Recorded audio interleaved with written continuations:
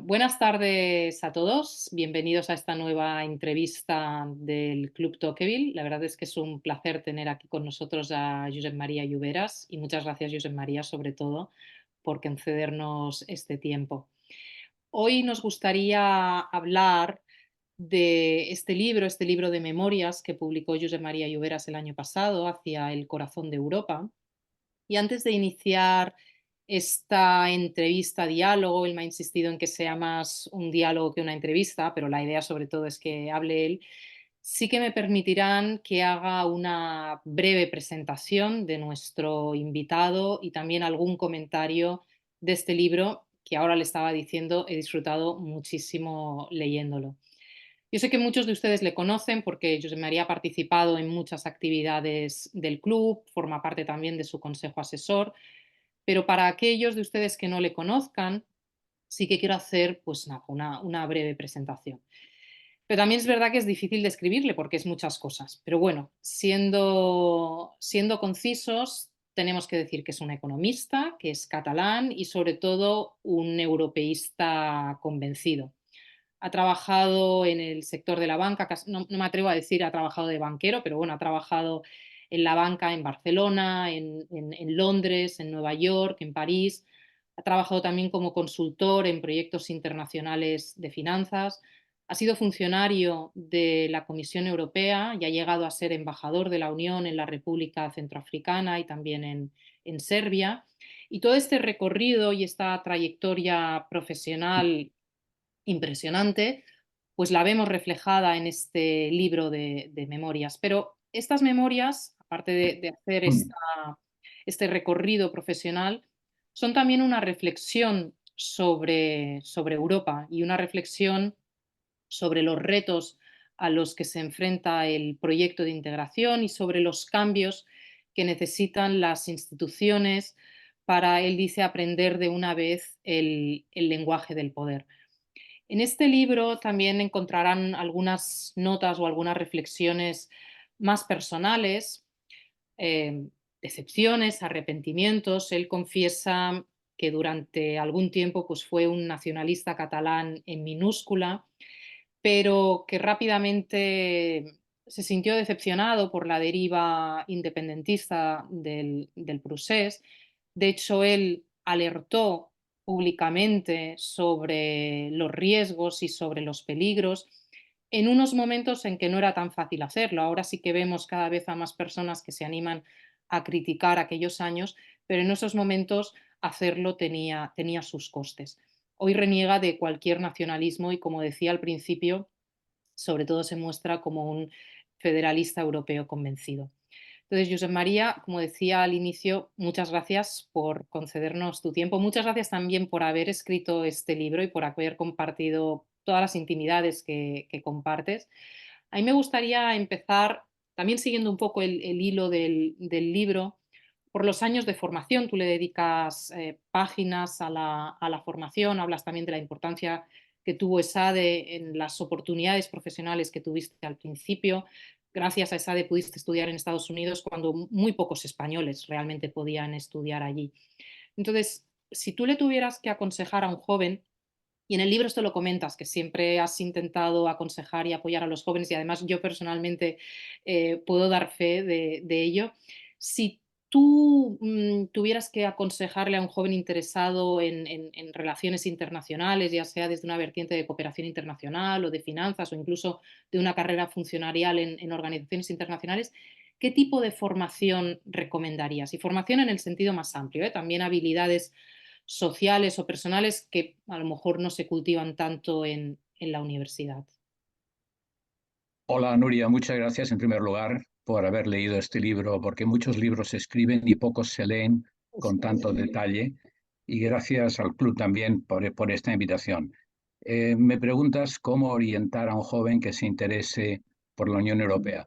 Yo diría que lo primero es que se informe sobre Europa, porque hay un déficit, me da la impresión, en el sistema educativo español enorme a nivel de la enseñanza previa a la universidad e incluso en la universidad, excepto los que estudian ya programas muy especializados en temas europeos, bien desde el ángulo político o económico o financiero. por lo demás, no hay en general un conocimiento suficiente de Europa, cuando en realidad hay una riqueza enorme disponible de fuentes abiertas en Internet y en muchos sitios para conocer mejor Europa. O sea, lo primero, conocerla, porque Europa no es algo externo, estamos todos dentro de ella. Y luego, alguien que se interese por Europa, le diría, en primer lugar, adquirir una formación sólida. Sólida quiere decir unos estudios realmente sustantivos, con densidad, hechos además en una universidad de primer orden. Eh, para darte un ejemplo, tenemos dos personajes europeos españoles muy conocidos, Javier Solana y Josep Borrell, que han ocupado prácticamente el mismo cargo.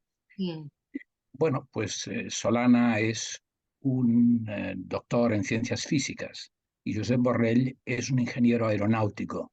No parece que en principio estuviesen orientados a la diplomacia europea, a la acción exterior y a la defensa, pero bueno, adquirieron una base sólida a la que luego añadieron una serie de competencias personales, por supuesto unos valores como punto de partida y al final unas herramientas.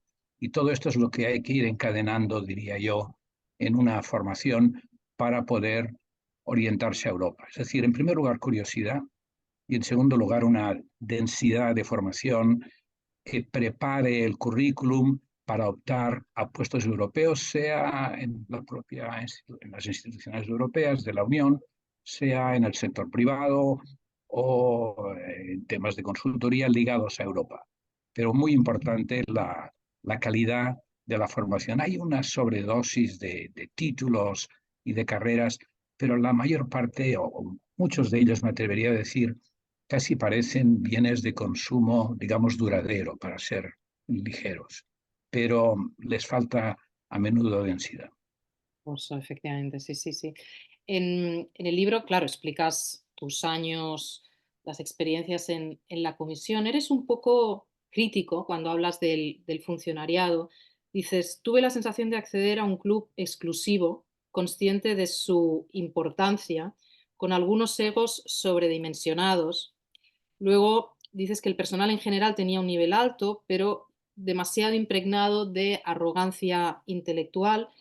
Y luego también en un momento dices, no he conocido otra institución donde las prioridades y con ellas la propia organización presenten tanta volatilidad como en la Comisión Europea. Es decir, tú eres un europeísta convencido, pero no estás absolutamente enamorado del funcionamiento de las instituciones, ¿no? Tú has estado allí por dentro. Yo te querría preguntar, ¿qué fue lo mejor y lo peor de trabajar en la comisión? ¿Qué crees que te aportó o qué herramientas trajiste de tu experiencia del sector privado que te fueron útiles en los años de la Comisión Europea y qué aprendiste en la Comisión que no habías aprendido en los años del sector privado? Son bastantes preguntas, trataré de tomarlas una en una. La primera era qué es lo que Sí, lo mejor y lo lo peor mejor. cuando entras en la Sí, mira, comisión. lo mejor yo diría, a nivel personal, lo mejor fue la capacidad de reinventarme. En pocos, personal barra profesional. En el sector privado se nos coloca una etiqueta y difícilmente podemos cambiar de carrera. En la comisión hay un mundo abierto, teóricamente, con todas las posibilidades, y uno puede optar y buscarse la vida dentro de este ámbito de la comisión, que es muy amplio, que tiene dimensiones técnicas, políticas, etcétera. Por lo tanto, este es el primer aspecto. Y luego, otro aspecto que me enriqueció mucho fue conocer el funcionamiento de la Unión Europea, que con un conocimiento libresco siempre es distante y cuando se está trabajando dentro se aprende mucho más que leyendo. Mm. Estas son, yo creo, las dos cosas. ¿Qué es lo que me costó más o lo que encontré más negativo? Pues francamente, trabajar en una gran burocracia. Yo venía del sector privado con algunos escarceos en el sector público, un organismo autónomo del Ministerio de Industria en Madrid, que era la Escuela de Organización Industrial, pero no conocía el sector público. Y ahí entré en una enorme burocracia, tengo que decir, seguramente la mejor que he conocido y una de las mejores que creo que existen, pero no deja de ser una burocracia. Y para alguien con formación de sector privado y de gestión, como era mi caso, pues realmente fue de alguna forma un shock cultural, por lo cual no me pude abstener de ir reflexionando y confrontando mi experiencia con lo que veía en la comisión. Y por esto quizá en algunos aspectos soy bastante crítico, pero siempre con una crítica constructiva, pensando que la comisión y las demás instituciones europeas son instituciones eficientes dentro de sus limitaciones y realmente globalmente hacen un buen trabajo, que además son instituciones ligeras, no demasiado pesadas en cuanto a superestructura, pero evidentemente tienen bastante que mejorar. Mm. En ese sentido, perdona que te interrumpa, si estuviera en tus manos, ¿cuáles serían los primeros cambios o qué medida te gustaría poder aplicar? Bueno, yo creo que serían varias. La primera sería introducir eh, la filosofía de gestión.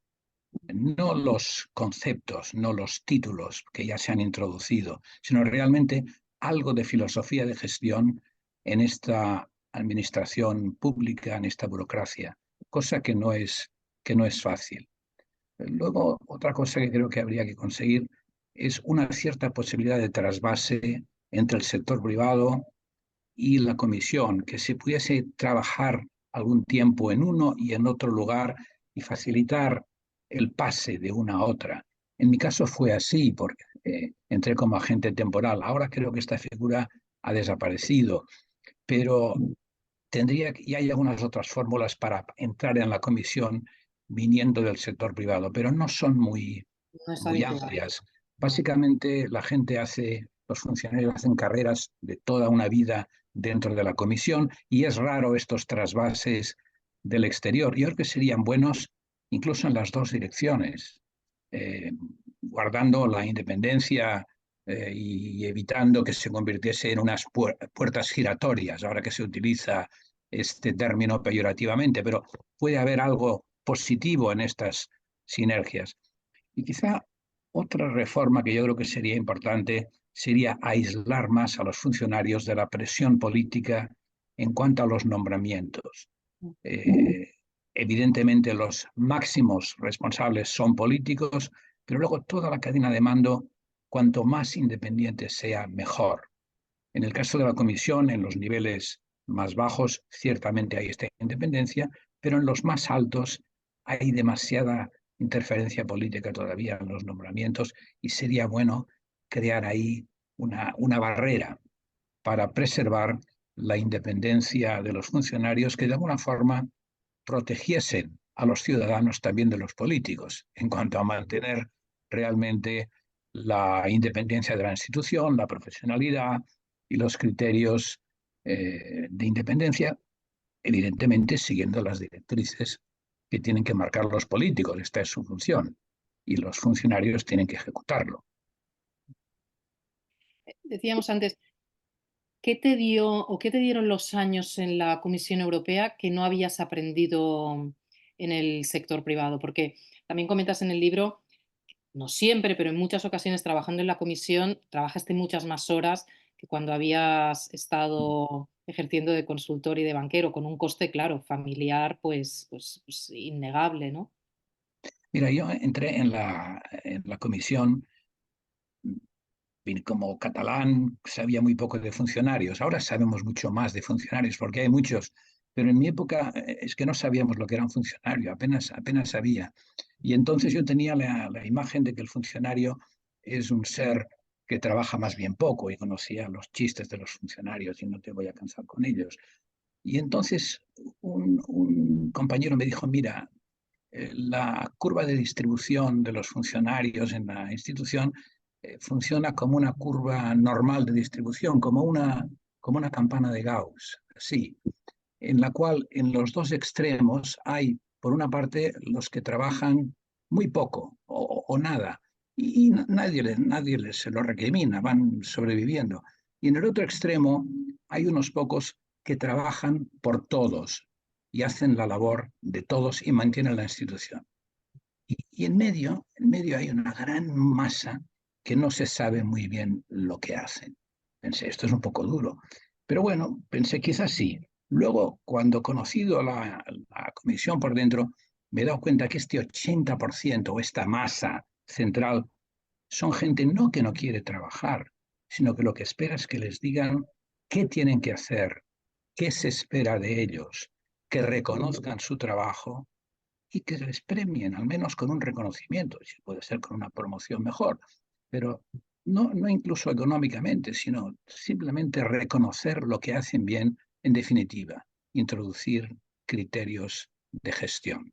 Esta, y yo creo que sería eh, mi verificación o mi constatación más notable o más notoria sobre el funcionamiento de aquella administración y mi percepción de la misma. Mm. Luego volveremos a Europa, pero ya digo, siguiendo también el hilo y el orden en el libro, a mí me gustaría que habláramos un poco de Cataluña, ¿no? El, el procés, bueno, ha sido una cierta debacle, la constatación del fracaso de una élite, pues que seguramente ya no es burguesía, es simplemente gente con dinero, pero incapaz de tener un proyecto de país serio y sólido. Yo creo que hay un sentimiento de decadencia generalizado, de fracaso. Vemos cómo otras ciudades de nuestro entorno pues están haciendo las cosas mejor. Y no estoy pensando ahora en Madrid, pienso a lo mejor en Málaga, incluso en Valencia. Entonces, ¿qué revulsivo piensas que necesitamos los catalanes para dejar de pensar, para dejar de obsesionarnos tanto en lo que somos y empezar a pensar en lo que podemos hacer? Comparto tu diagnóstico y tu preocupación sobre el tema del procés. Ya has dicho antes que no soy un nacionalista, que lo he sido con minúscula y ahora no lo soy, porque yo no creo que el nacionalismo sea como el colesterol. Lo hay bueno y lo hay malo. Yo creo que los nacionalismos son malos todos, todos. Y ya lo dijo Mitterrand hace muchos años, creo que en el año 95. Y por esto se creó la Unión Europea, la antigua Comunidad Europea, para neutralizar los efectos devastadores del nacionalismo en Europa. Dicho esto y volviendo al caso nuestro que nos ocupa, ¿cuál podría ser el revulsivo? Mira, cuando hablas de revulsivo, uno piensa en algo con un efecto inmediato, un detonante, algo que cambia la situación. Y por otra parte, hablamos de procés, y cuando hablas de procés, hablas de una cosa larga, sostenida en el tiempo, que viene de lejos.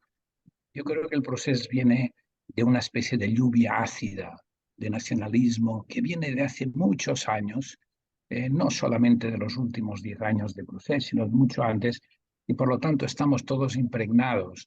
Y yo creo que será difícil encontrar una alternativa o una nueva orientación. Algunos amigos cuando me lo preguntan, yo les digo que es cosa de una generación. Llevamos 10 años de proceso y una generación son 30, nos quedarían 20. Pero tampoco quiero ser tan pesimista. Yo creo que habrá luz al final del túnel. Seguramente tendremos que conocer un poco más de decadencia, como tú mencionabas, antes de poder volver a subir y a encontrar más un sentido de lo público y una orientación como país. Pero sin duda vendrán nuevas generaciones. Yo no veo, desgraciadamente, en los liderazgos actuales gente capaz de conducir este cambio, pero la generación de los Erasmus, o sea, la gente que tiene menos de 30 o 35 años, algún día no muy lejano cogerán el, el el timón y nos permitirán salir de esta situación. No sé muy bien cómo, pero estamos en un país con grandes capacidades y yo creo que la situación actual es una situación transitoria. Hemos conocido en la historia de Cataluña ciclos largos de declive, los ha habido antes, y saldremos de este. Pero yo creo que será largo y que requerirá un proceso de reconversión cultural y de reorientación, quizá pensando en Europa, es como podemos conseguirlo, mirando hacia Europa y mirando hacia afuera.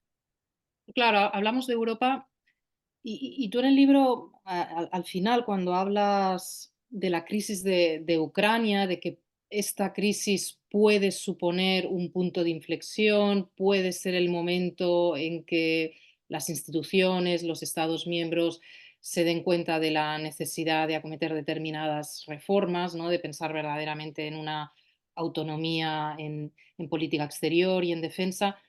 Pero Europa también está en un momento quizás de fatiga, ¿no? De fatiga no solo respecto a la ampliación, pero la guerra de Ucrania no está también dejando un poco exhaustos a los ciudadanos. Es decir, en un primer momento y sobre todo al ver la reacción de los ucranianos, seguramente la opinión pública europea sentía unas enormes simpatías. Vimos, por ejemplo, cómo los polacos de manera admirable se volcaron, pero quizás tras 2 años de esta guerra, estamos empezando a ver las facturas.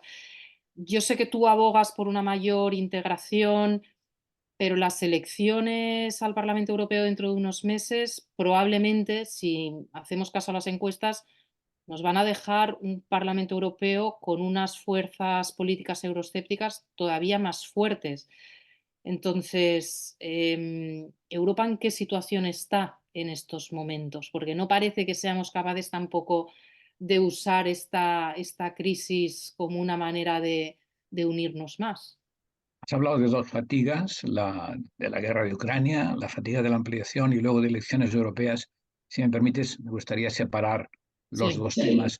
En cuanto a las fatigas, ciertamente la guerra de Ucrania, que dentro de horas entra en su tercer año, Mm. puede generar cierta fatiga. Eh, Hoy leía un paper del European Council for Foreign Relations muy interesante, que habla precisamente de esta posible fatiga. Y yo creo que todavía no se ha producido, pero puede producirse. Eh, de momento yo creo que todavía hay un sentimiento de que hay que ayudar a Ucrania.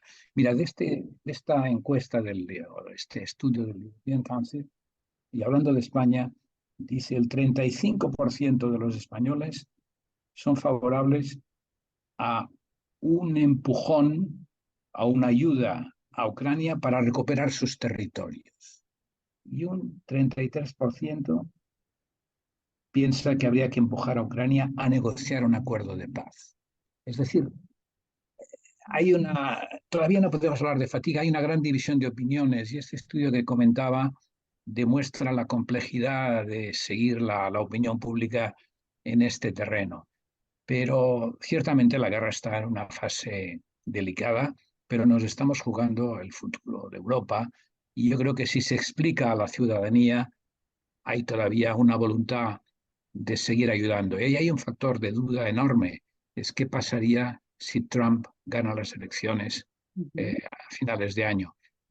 Ahí realmente sí que podría jugarse entre Rusia y Estados Unidos una especie de presión hacia una paz a cualquier precio, es decir, una paz rusa para Ucrania que representaría alejarla definitivamente de la Unión Europea y ponernos en primera línea ante un enemigo peligroso como sería una Rusia realmente irredenta y agresiva.